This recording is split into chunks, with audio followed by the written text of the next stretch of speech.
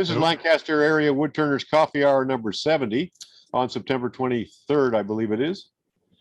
Yeah, my name's John Kelsey. I'm the moderator for the Lancaster Club. This event, as you know, is open to all, whether you're a dues-paying member of our club or not, although we've found to our great satisfaction that once people start clicking in here, they tend to join our club. We have a new guy coming on this week. Ken Vasco joined this week, or he put his check in the mail this week, purely on the strength of attending coffee hour. I have a small video to show this morning, and I'm going to go around the screen and see what other people have. I know that Kai has got a couple of things. Jack Cap had some stuff when he was here last time. Garold's got some stuff. Who else has got some things they want to show today? Jim Duxbury has. Randy has. I got some pictures from Bill Kowski today Cool. to show too. Okay. By the way, before I do that, and while other people still click in, we are back to our every week schedule, and I'll try to be maintaining that this fall. I am here at Coughlin's Kitchens today, and so is Ben in the room. No work showed up, so but I doubt I'm going to be here every week. I'm going to do this. Some weeks we'll come out here, some weeks we'll do it from home. So I'll let you know in the emails what I'm going to do, so that any of you who'd like to come and have a cup of coffee or a pretend cup of coffee here in New Holland can join me.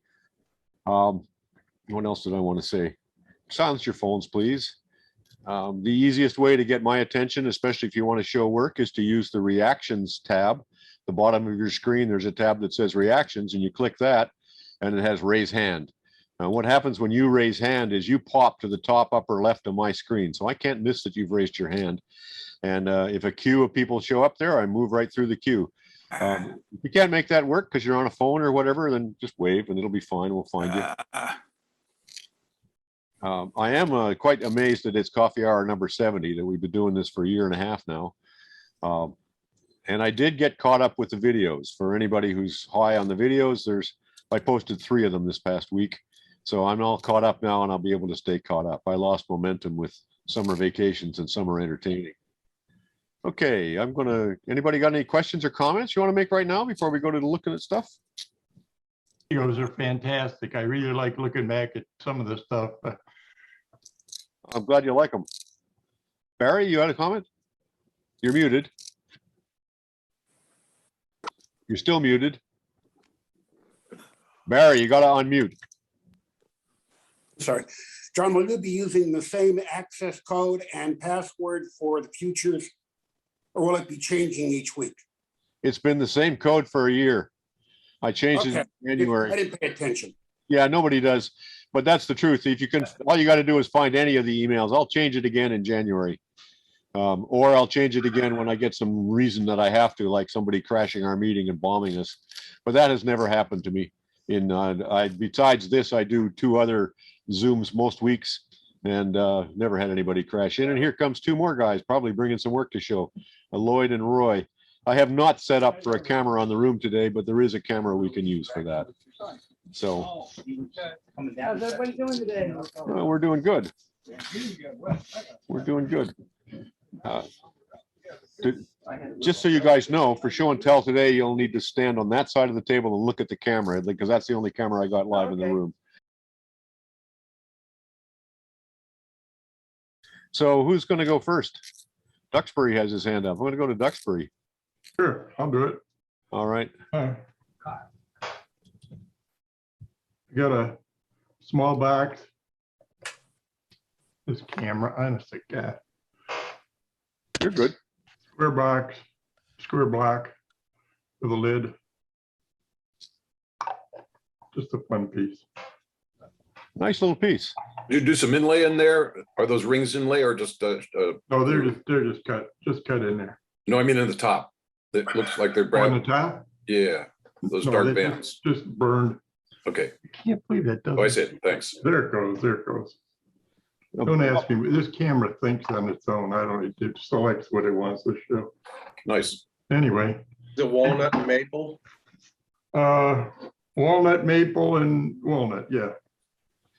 They're kind of interesting. People kind of like square, something different. I could have undercut or had a thicker block on the bottom, but that little ridge on the top Also, I don't make boxes that pop anymore, you know. I sell these things, and if you want to use a box, you have to take it apart and pop. You know, that's great sport for woodturners, but people who use a box want to lift the lid up and put something in it. And if you're going to sell them, forget the pop, unless you're Well selling said. it to a woodturner. Well said. Barry had some questions for you about the kaleidoscope mirrors. You want to take a quick, Barry, you were there? Yeah, Jim, when you did that kaleidoscope show, I'm gonna be trying a couple, and I'm wondering, what do you use for your mirror medium? Mirrors, the mirror itself or the medium? The mirror, yeah, is that glass or acrylic or what? No, it's glass, and it's got to be first surface mirror. If you look at a mirror, a regular mirror, the silver's on the back. Okay, If you use regular mirror, it's like looking down the side of you'll see a reflection on the top, you'll see the green of the glass, and you'll see the reflection on the bottom. It makes a terrible mirror. You have to use first surface mirror. where do you get that? Most stained glass places have it. Okay, The silver's on the top of the mirror. It's used in like microscopes and all kinds of things that you need a reflection. You can okay, always great. tell if acrylic works too, but acrylic can bend. I don't know. Acrylic is not a real good mirror.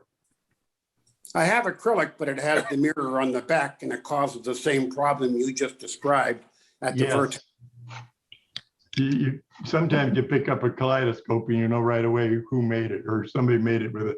You know, they put a lot of time in it, used an old mirror they found in the junk pile somewhere, but You know, when my brother was doing craft fairs, my late brother, he used to make a kaleidoscope that he could sell for $10.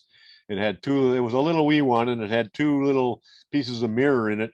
But it worked, and after years of selling furniture in big pieces at craft shows, he discovered that he could go with several suitcases full of little things that sold for, in those days, $10 and go home with a pocket full of money. Whereas if he went with big things, he'd go back home with big things.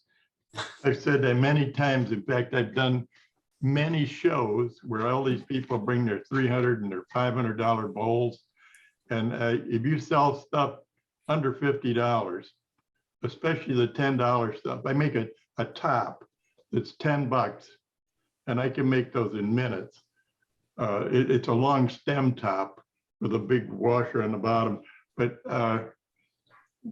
you sell 50 of those, you know, in no time. It's unbelievable. You walk out with $300, $400, $500 and everybody else took their $500 bowl home. I don't like doing it, but hey, if you want to pay for gas to go there, you better start selling pens. My God, pens at $20, $25. I don't know why anybody buy a $50 pen, but I have sold some. And you know, you can buy a pen. What are they? 5 for $3 or $6 at Office Max or something. But people love these other ones. What do you got in your hand there? I make gears, wooden gears. And if you ever make wooden gears, a lot of times you do this on the computer and you print it out. Well, that doesn't print out exactly circular.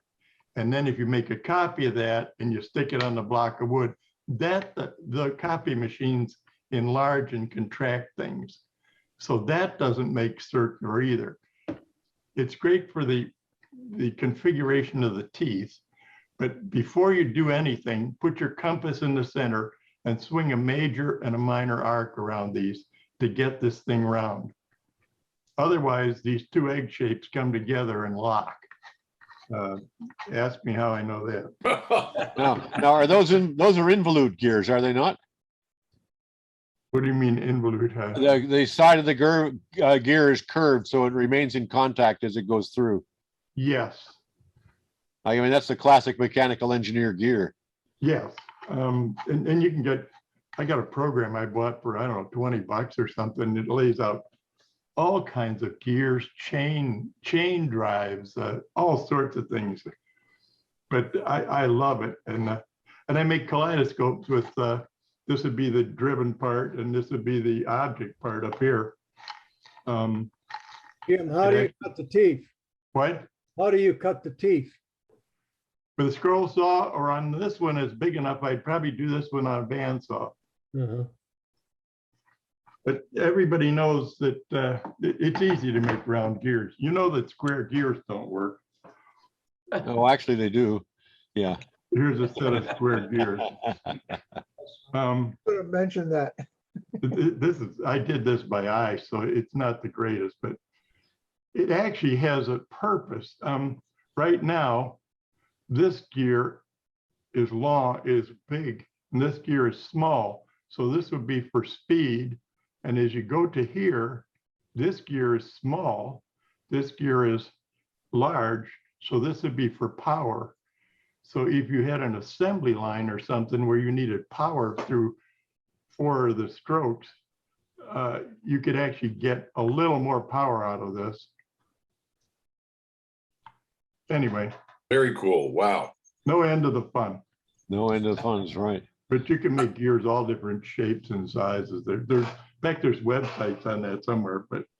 We got Ted Luttrell often joins this board, and he does a lot of that too up in Vermont. Oh, really? Okay.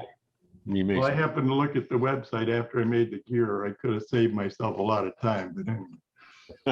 That's the way I do things. I have a question for you, Jim. Alan Miller.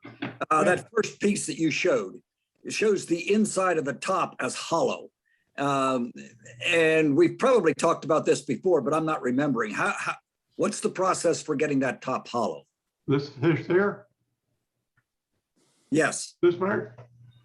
Well, first off, this is a full cylinder of wood. I put a tenon on this end and drive it, finish this whole thing out. Finish the whole thing, sand it and whatever else, and then go inside here and expand and then turn the top. Okay, thank you. I do a similar kind of thing with the bottom. Actually, the bottom, this is a square piece of wood. Let me see what I do here. I press this against the chuck, put the tailstock here, cut this groove. Then I come around here and I cut another groove. I grab this, cut the whole back of this and finish it. Then grab this, cut the whole front of this and finish it. It's another mounting, but I do that with everything anymore. You don't need to take the chuck off and everything. You just jam the thing against the chuck and stick the tailstock up here, cut a groove in here, any groove. You're going to need it anyway for the cavity.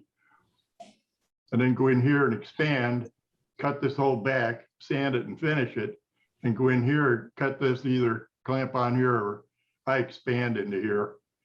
And then I cut the whole front of this and finish it. So at what point in that do you finish the edges of the block? When I'm all done. When I'm all done, I hit that on a belt sander or something and finish the edges. Any more questions for Duxbury? That's a Pretty fun. piece, pretty piece. That was great. Thank you. Nice stuff, Jim. Okay, I'm going to move on. I'll get back to gallery view if I can. Yeah. Who's next up there? Randy Smith is next. You want to go next, Randy? Yeah. I'm working through a batch of 40 Freedom pens. And I have 4 more to do because some of the batch of 40 did not turn out well. So this is how I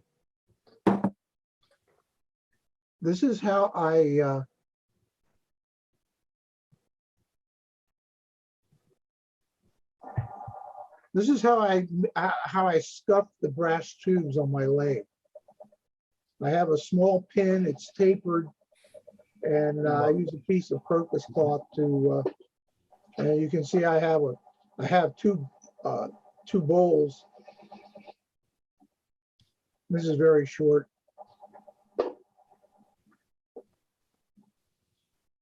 So that's it. Nice. When you have that many to do, you figure out ways to, I would hate sitting there going like this for Right. 80 tubes. Do you sand the inside of them as well? No, What about a burr at the opening? Did you ever have that to deal with? say again. Do you ever have a burr at the opening of the tube that you have to get out of there? Oh yeah, sometimes when I mess up a tube, I will go and I buy long tubes that are like 10 inches, 12 inches long in bulk. And I will take them, put them on my saw and cut a new tube. And the saw leaves a burr on the inside and outside. So I have I don't have it up here. I have a reamer used by reloaders to trim their brass cartridges. And I use that to trim the outside and the inside to remove any burrs. But I also use on every brass tube, I use an inside, and I clean out the inside of the tube. It makes it a little easier to fit the fittings on. Well, how do you do that? Clean out the inside of the tube? It's a small little thing, looks like an arrowhead. And it's just, You say reloaders sell that, and other guys who reload bullets and shells? Is that where it's from? Yeah. Mm-hmm. Yeah. So you're using gunsmith tools, basically. Yeah, I actually have a set of brass cleaning brushes as well, used to clean out the bores of pistols and rifles. I use those to clean any glue that gets into the tube, to clean out the tube. That's also why I don't scuff them. I don't want any glue inside the tube that it may get in there. I don't want it to stick firmly because I'm going to have to clean it out. Right. I've got a question for you. Sometimes I mix and match pen sets and tubes, and they just get mixed up sometimes for me. I find out that sometimes the bottom of the pen doesn't fit into the tube. What do you do about things like that happening?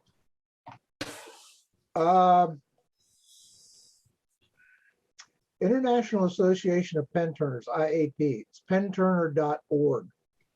I'll post it in the chat, but they have several files in their records that have bushing sizes, tube sizes and lengths and things like that.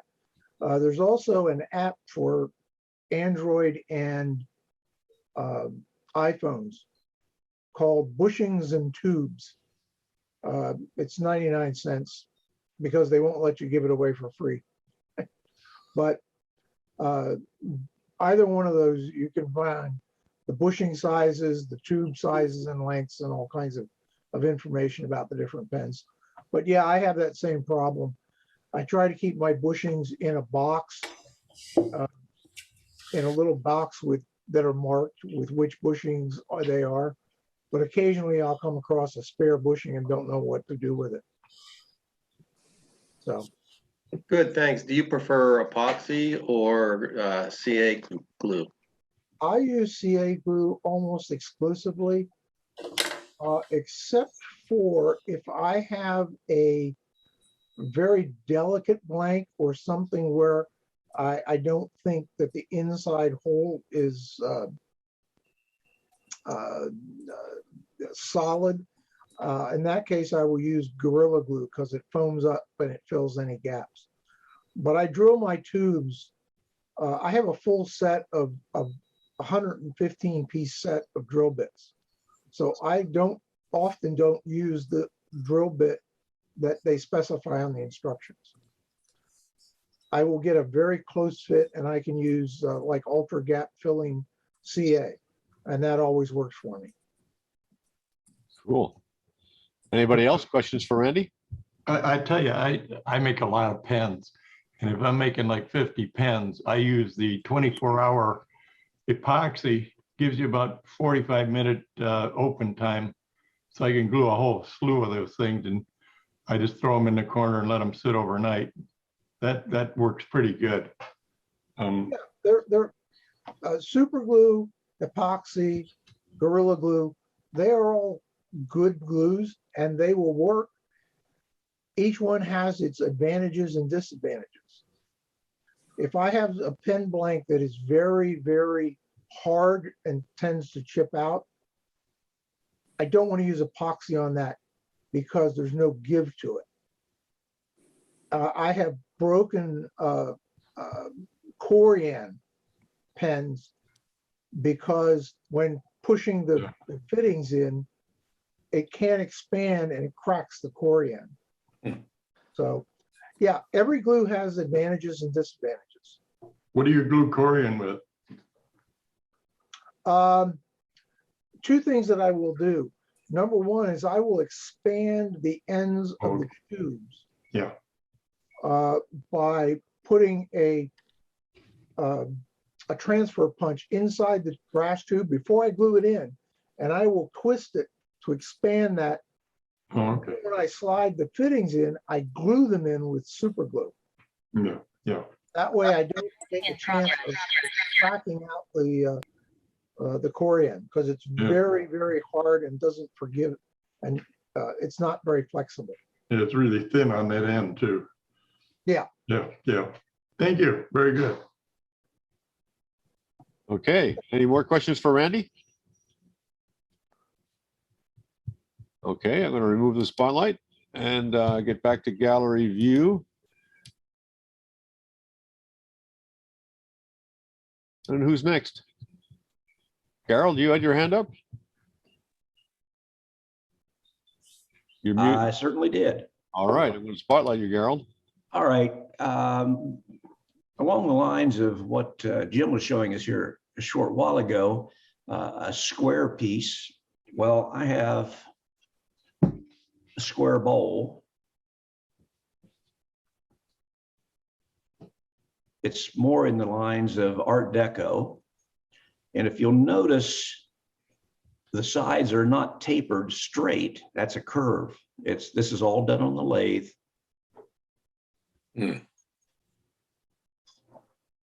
All right, how? Okay. Okay, give it to us. How'd you do it? Oh, that's on 4 center. Yeah. Well, I don't remember the gentleman's name that has been turning the flutes on the outside of a bowl, but it's done very similar to that. It's Barry. He's on the screen today. Okay. We actually, well, what you do, you turn 2 bowls at the same time. You glue 3 pieces up, a center section here where my hand is, and then another bowl on the outside of that, or another blank. And then you turn it in what, 6 different directions. Turn it this way to get this radius, and then you turn it this way to get this radius. And then of course you had to bore it out, and I'd put a little foot on the bottom and then flip it around and do it here. But you have to separate them before you do the top and the bottom. Very clever. Okay. That's what it's not my original idea. I did see that on a YouTube video. And then I go for the unusual. You know, this bowl definitely is different. Well, this one is a typical bowl. This one happens to be, I think, a soft maple, but I did a basket illusion on the outside. So not anything too unusual, but different anyway from what my normal things are. So you mean you turned those bars, the ones that go from rim to base first, and then you turned the other ones to cut into them? Is that what you did? On the outside of the bowl. The basket. The outside of this bowl? Yeah. Those that was all turned just as a typical bowl. Okay. And then a small recess at each of the, I guess I have to put my hand up here on the top. Small recess here, and down. It takes a lot of layout. And then it was all hand carved after that. Hand carved, okay. Very nice. Right. Those are my 2 pieces. Those are not new. You asked for favorite pieces, and those are a couple of my favorites. I like favorite pieces. Any questions for Garold? Nice work. Yeah. Both of those were very nice. Thank you. Who else we got today?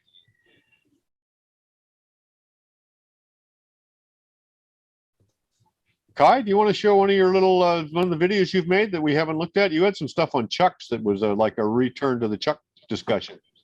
Yeah, I've something about chucks, but Ernie isn't here today, so maybe I show it when Ernie is with us next time. But I could show the little film if that's okay. Yeah, do. Okay. I try to share.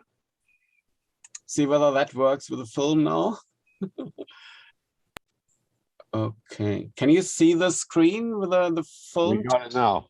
Yes. Yeah. Yes. Okay. So the film is about making, or rather cutting, sanding discs on the lathe.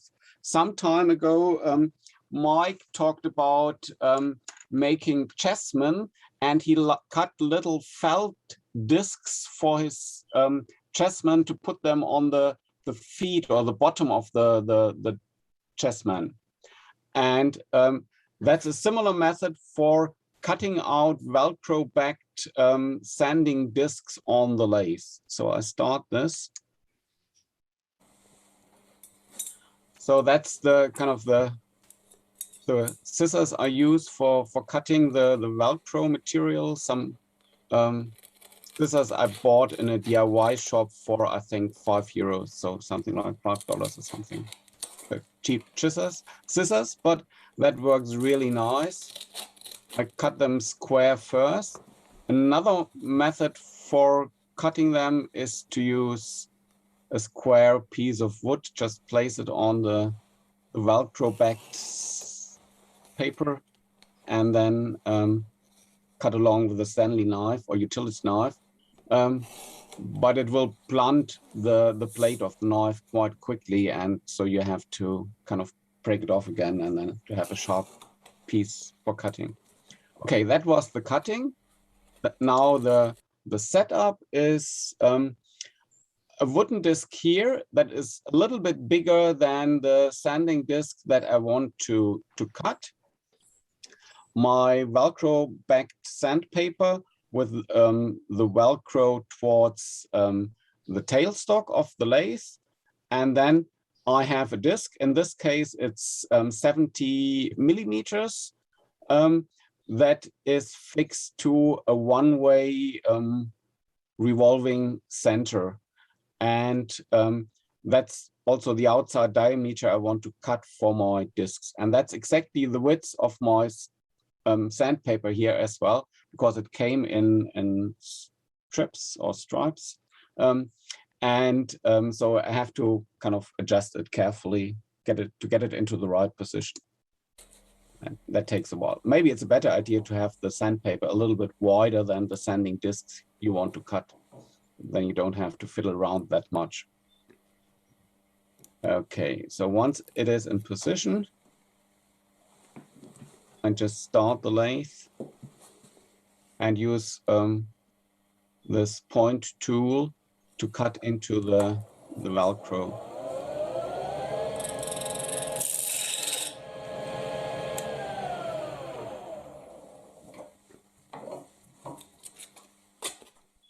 Okay, now the problem is a little bit the tool will be blunted by the grit of the sandpaper, and then you have to press harder to get it into the sandpaper, and also you push the tool into the backing disc or the wood doing this, and then an even larger portion of your tool will get blunt.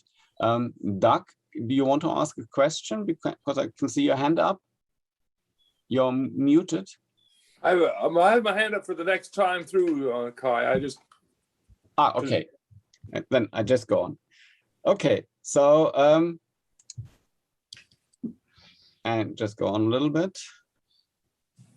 Ooh, yeah. And that's the reason why the tool gets blunt, the exposed grit on the outside of the sanding discs that you cut. Do you ever cut more than one of them at once, or do you cut them only one at a time? Sorry? Do you ever cut them more than one at a time, or do you always cut them one at a time? Yeah. Yes, I have. but then if you cut them more than one at a time, also a larger portion of your plate will be plundered by the grit, because they pile up and that it's higher. And then especially if you use the long point of a skewed chisel for cutting, that's the first thing I did before I used the this point tool. And there the problem with the long point of the skewed chisel was that I ground away kind of a little circle or a little bit of the material here. And then when you want to use the long point of your skewed chisel for wood turning again, you have to resharpen it, and you have to remove quite a bit of the plate to get a sharp point here again. So although a skewed chisel will work for this, I don't like doing it because you waste a lot of time and material for resharpening the tool. Okay, so one of the ideas was, I think that's going to work, to use an aluminum disc instead of the wooden backing disc, because aluminum is a bit harder, but still it's softer than the HSS or the high-speed steel, and it doesn't cut, the point doesn't go in that deeply into the disc, and so it's only a smaller portion of the edge that is blunted. Okay, so that's same process using the aluminum disc.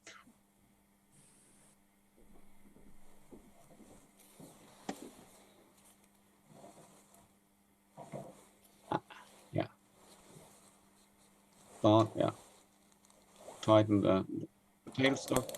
I should have put my tool rest back a little bit more. That's the noise you can hear. The sandpaper hitting the tool rest. Okay, so that works pretty well as well. And then I think next is a stack of several, yeah.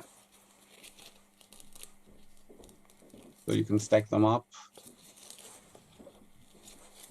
Again, because they are not oversized, I have to put them into the exact position to cut them. Well, that works well. That works also well. Yeah. So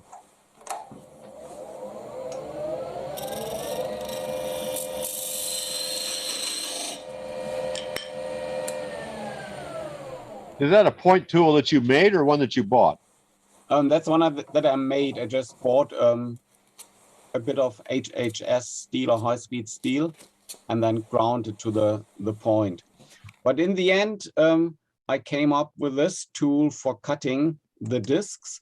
It's actually a sharpener for knives that I bought at a car boot sale for, I think, 2 or 3 euros. And the steel they use is pretty hard as well. And first I ground it like a bladed screwdriver, so flat on this side, and then on the opposite side a flat as well. And then I ground away the sides so that I get a point here, and I can cut maybe 10, 15 discs with this tool before I have to resharpen it. But then I only resharpen this side and this side, which is a really quick process. And with the point tool that has got 3 sides, it's a bit more fiddling to get it sharp again. So that's easily sharpened, and it was cheap steel, or a cheap tool at least. The steel is okay. And that's good for cutting the disc. So that's what I use at the moment. So you have several options, but you have to be aware that the tool will be blunted when you use that for cutting sanding discs. And this seems to work best for me at the moment. Okay, that's it. Kai, how much money do you actually save by doing that as opposed to just buying discs? I haven't calculated it, and I like playing around, so maybe it's not that much money that you really save. I don't know. The advantage is that you can cut discs to any size you want, and I think you actually save some money because these strips I bought, they were around, I think, 20 euros or around $20 as well. And I get about 500 discs out of them. So that should be a good price. Have you considered using a carbide tool to cut them instead of a steel tool? I haven't tried that one yet. No, I haven't, but would be an option. Maybe that stays sharper longer than the high-speed steel tool. The carbide is going to be definitely a lot harder than well, a lot harder than the grits for some of those things. But anyway, yeah, it might be worthwhile trying that with a little carbide scraper. You can put it on the side. It's already got an edge on it. Just use that to cut it. Yeah, I will try that. And obviously, the coarser the grit, the more aggressive it is on the steel. So the finer grits work better. And if you get down to maybe 60 or 80 or something like that, there's more wear on the tool that you use for cutting. Sure. Okay, so yeah, I just stopped sharing then. Okay. Thanks, Guy. In making kaleidoscopes, I make precision plexiglass discs as lenses. And I do the same thing, wear a face shield because this stuff flies all over when you cut it off and it's sharp. But I use the same size disc front and back. And that way I just plane right, the back disc doesn't get cut into at all. And on plexiglass, you cut, when you cut the ring, I usually use a 1/4 inch skew. And when you cut the ring off, take your time and the scrap will ride right up on the other ring. Yeah. I don't know how that would work with sandpaper, but if you made the same size ring and it's just sharp square edge, I think you'd get a pretty good cut there. Yeah, I can try that as well.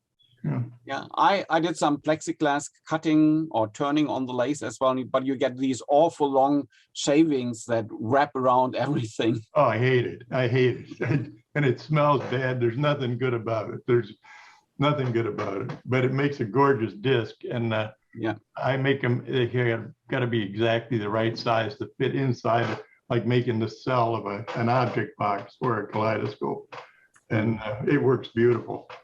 Yeah, but wood is definitely the better material or the nicer material to work with. You got it. I'm like cleaning it up. Anybody else? Just one comment.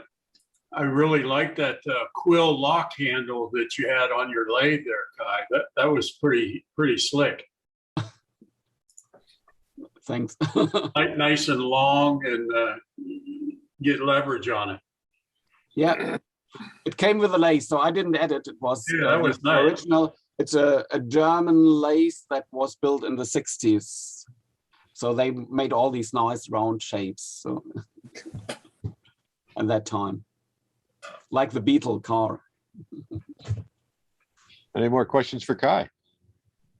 Thanks, Kai. Thank you very much, Kai. You're welcome.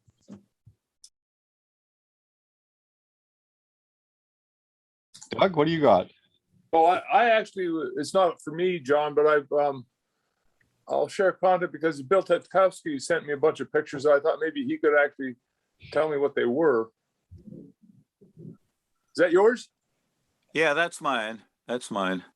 Yeah, that's a 7-inch, about a 7-inch black walnut bowl that I made. My one son-in-law, he likes to make these slab tables, you know, the bigger ones and smaller end tables for his man's cave. So he gave me a couple pieces. So what these are, they're like for chips and for nuts, and he can use them on the end table, but the bottom is flat. If you go to the next slide, Doug, I think, oh, okay. Go. I can't guarantee the order of these. They Bill. got all messed up, but here. Let me just a second here. There's there. one there you go. That's the bottom of it. I ended up with, like a fairly flat bottom, and I thought, well, what can I do with it? So that's what I ended up with. I don't use that Sorby, what do you call it, micro spiraling tool very much, but so I decided to decorate it up on the bottom just to have some fun. But it's kind of flat, and it's like a purpose bowl. But the wood, the walnut, that slab wood that they cut, it's expensive, and I just used up the little pieces and made him a couple bowls, and he was very happy about that. So, and they're finished with Holland Bowl Mill out in Michigan with their mineral oil and beeswax. It's a proprietary mixture. So it's safe, for nuts. They can put, food like that in it. How did you put that information on the back there? Are you talking about the your name and the year and the black walnut? How did you put that in there? Oh, well, that's kind of my when you're done. This was an expansive, what do you call it? Not a compressive tenon. You're inside the thing, and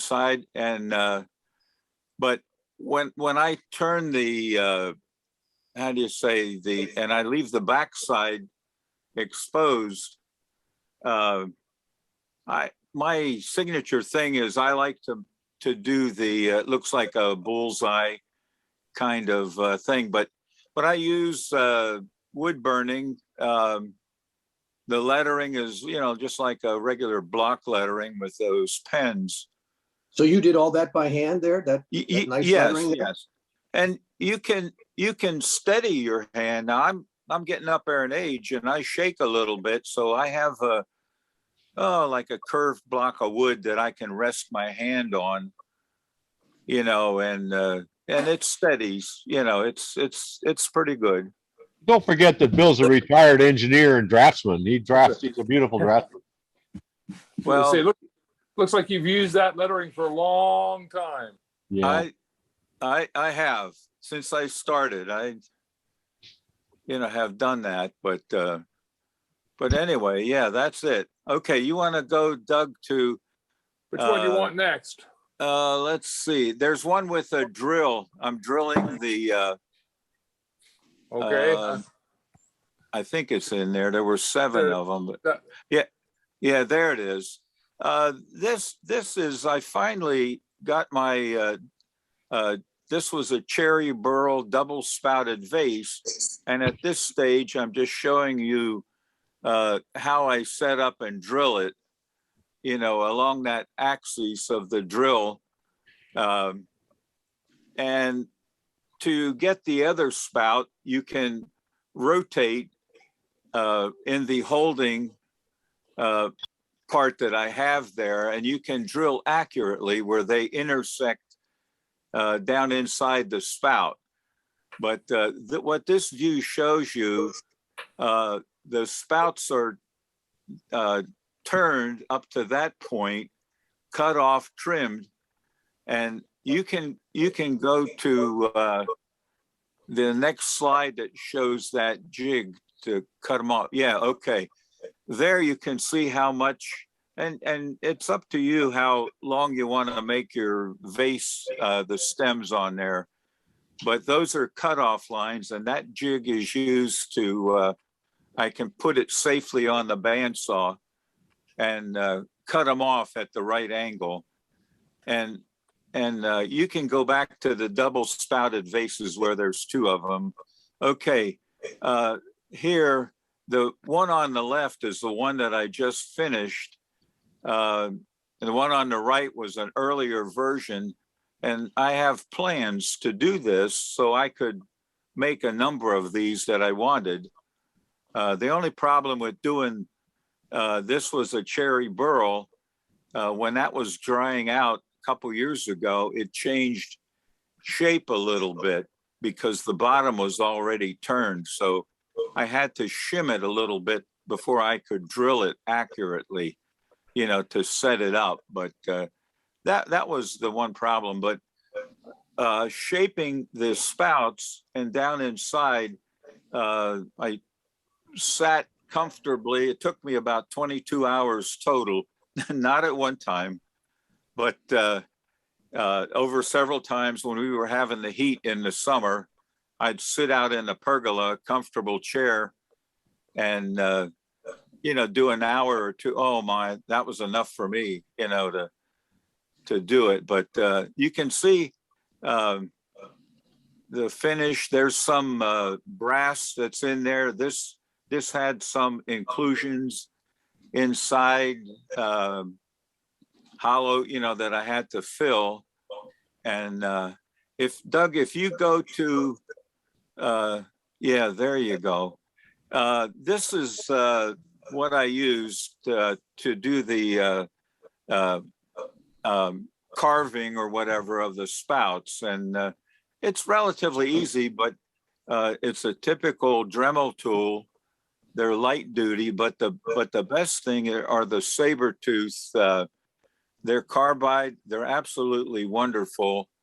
They're very stable using. They're very controllable. They don't seem to want to get away from you. Now, when I was doing Indian wedding vessels, spouted, I've done a couple of those, and I was using tungsten wire or carbide wire ones, and those things, they actually would roll on you and roll off, and they were quite dangerous. I mean, you had to be careful.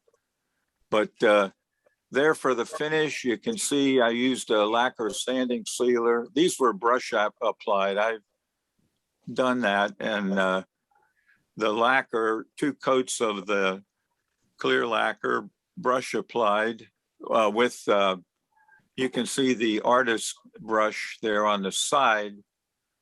And I used, what was it? Rotten stone in the end to rub them down a little bit, polished them up. But they turned out pretty well. And that 3/8 inch tube in the center there with the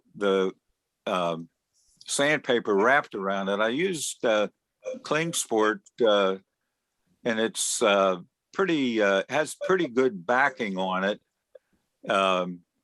And I used that to finish sand through all the grits going down in the center of the spouts.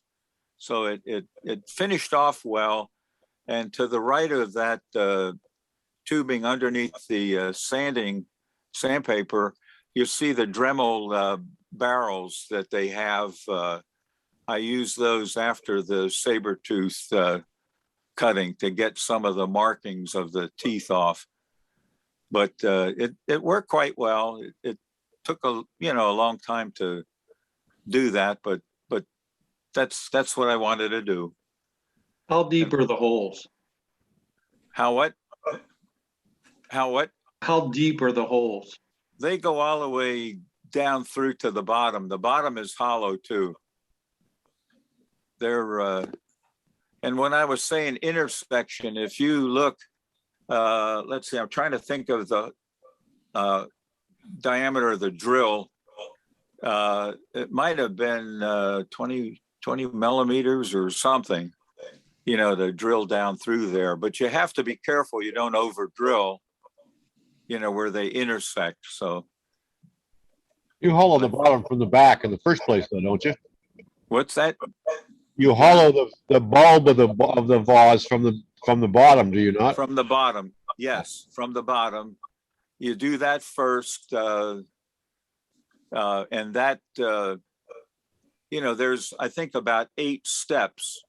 And what I was talking about to finish this vessel on the left, I had it like that for a while.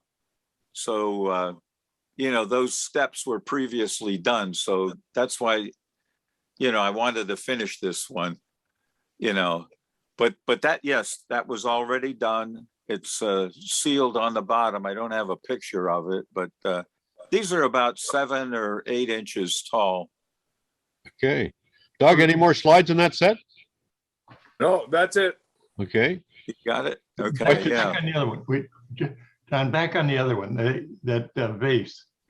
Go back to the double, yeah, there. Yeah, that, you drew that so that. Yes. Okay, the hole coming down through the top of this thing is actually tangent to the outside edge of that bulb, right? It looks like it. Yeah, pretty close. I would say it's not tangent. It kind of looks like it, but they intersect down where the waist of the ball is. Okay, nice job. But, nice job, super job. But it could be 6 degrees or something. I forget. I have to look at the drawing, and it was like a shop drawing. I wanted to repeat to try this, and the right one was a prototype, and the left one was a piece of cherry burl. So Very nice. Very nice work. Yeah. Thank you. We got a couple guys in the room who've got some stuff here that we might just go wrap up with. What do you got? Is that your stuff, Lloyd? Yeah. Do you want to go and stand over there and look at that camera? Yeah. Yeah. Well, I was given this piece of wood. I was told it's jackfruit, and when it was square, it had two rough edges. Just a second, Lloyd. Let me get you up here. He's there. There he is. Can you see this? Yeah, now we can. Okay. I was given this little square piece of wood. They told me it was jackfruit, and I don't know if you can see the grain on it, but the grain is just fantastic on it. And I really didn't want to get too particular with it. I just wanted to more or less highlight the grain. So there it is. It's just a beautiful, beautiful grain in that wood. And the finish is also nice. Love that piece. And then part of what I usually make, I had a whole bunch of scraps laying around, so I glued them up.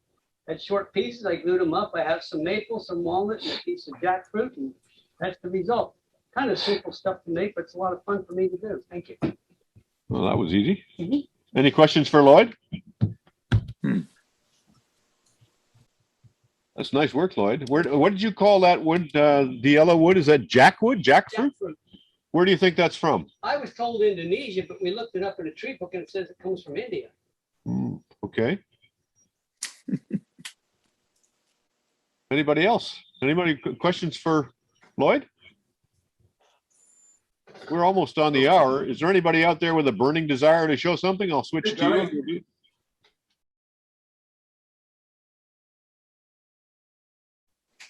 Who is it?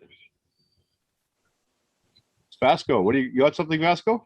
Yeah, I just got a quick one here. Okay. I was able to get it a couple years ago. I got some Osage orange, and everybody says it doesn't stay yellow very long. Well, what I did is I made a little box. Okay. I was in egg mood one year. Yeah. I made a little box. This was 2013. You can see how brown that it got. But if you look at the inside, you can see it didn't age near as well. But it's just one of those little curiosities that I had just to see what it was. But it came out real nice. Like I said, I was in an egg mood one year, and I tried to make some eggs. This one didn't look like an egg, so I made it into a box. Nice work. Here's another little egg that I made, and it's made out of cedar, which is really nice because people like these. They can put them in their sock drawers or their private drawers or whatever. And it's just a nice little smell, and it has a nice feel to it. So just a nice little idea if somebody has some extra cedar around. That's all. Okay. Back to gallery view. All right, we're at the end of the hour. If there's any more burning desires, though, this is your moment. Otherwise, we'll catch you next week. Thanks, John. Okay, thank you, guys. Thank you, John. Thanks, everybody. Thanks, John. Bye. Bye.